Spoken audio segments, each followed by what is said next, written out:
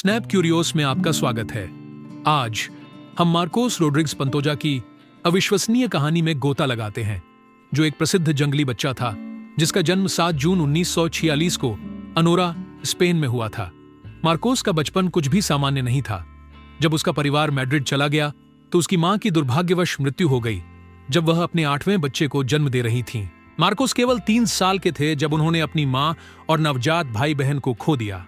उनके पिता ने दूसरी शादी कर ली और मार्कोस को अपनी सौतेली मां से क्रूर दुर्व्यवहार का सामना करना पड़ा। 1954 तक 7 साल की उम्र में मार्कोस को सियरा मोरेना में एक एकांत प्रिय बकरी चरवाहे को बेच दिया गया, जो उसके भविष्य के प्रतिस्थापन के रूप में था।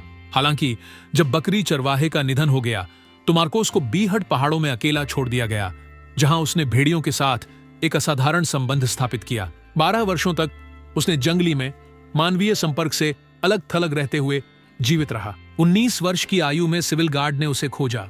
उन्होंने उसे भेड़िए की तरह हुआना और काटते हुए पाया, जो पूरी तरह से मानवीय व्यवहार से अलग था। उसके पिता, जो अभी भी जीवित थे, अपने बेटे की वापसी पर न तो राहत महसूस कर पाए और न ही खुशी, बल्कि जैकेट खोने के लिए उसे डांटा।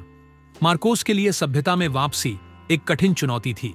पास के अस्पताल की नन और एक पादरी ने उसे फिर से बोलना, कपड़े पहनना, सीधे चलना और चम्मच कांटे का उपयोग करना सिखाया। बाद में उसे मैड्रिड में वैलेजो फाउंडेशन के कॉन्वलेसेंटेस अस्पताल में भर्ती कराया गया और अंततः एक वयस्क के रूप में समाज में पुनः प्रवेश कराया गया। वह मलोरखा चले गए, एक छात्रावास में रहने लगे और काम करके अपनी जीविका कमाने लगे। मार्कोस ने सेना में सेवा की और विभिन्न नौकरियों में काम किया, लेकिन वर्षों की अलगाव के कारण अपनी सीमित वित्तीय और सांस्कृतिक समझ के चलते अक्सर शोषण का सामना किया। इन चुनौतियों के बावजूद आखिरकार उसे ओरेंस में कुछ स्थिरता मिली, जहां वह सेवानिवृत्त पुलिस अधिकारी मैनुएल बरंडेला लोसादा की देखभाल में रहते थे, जिन्हें मार्कोस प्यार से जेफे कहते थे। हाल के वर्षों में मार्कोस को एक डच परिवार द्वारा समर्थन प्राप्त हुआ है और उन्हें अक्सर अपने अद्वितीय अनुभव साझा करने के लिए बातचीत और साक्षात्कार में आमंत्रित किया जाता है। मार्कोस के जीवन का गहन अध्ययन मानव विज्ञानी गैब्रियल यानर मनीला ने किया, जिन्होंने हे जुगाड़ो कॉन लोबोस, I have played with wolves नामक पीएचडी थीसिस लिखी। शोधकर्ता ने यह भी जोर दिया कि मार्कोस का जीवित रहना उनकी असाधारण प्राकृतिक बुद्धिमत्ता के कारण संभव हुआ।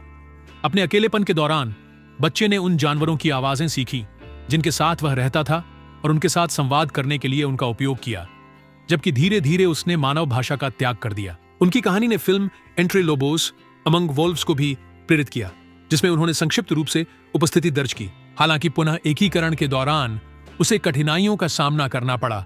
मार्कोस की कहानी मानव आत्मा की सहनशीलता और मनुष्य और प्रकृति के बीच गहरे संबंध की गवाही है। अधिक अद्भुत कहानियों के लिए लाइक, सब्सक्राइब करें और बेल आइकन दबाएं।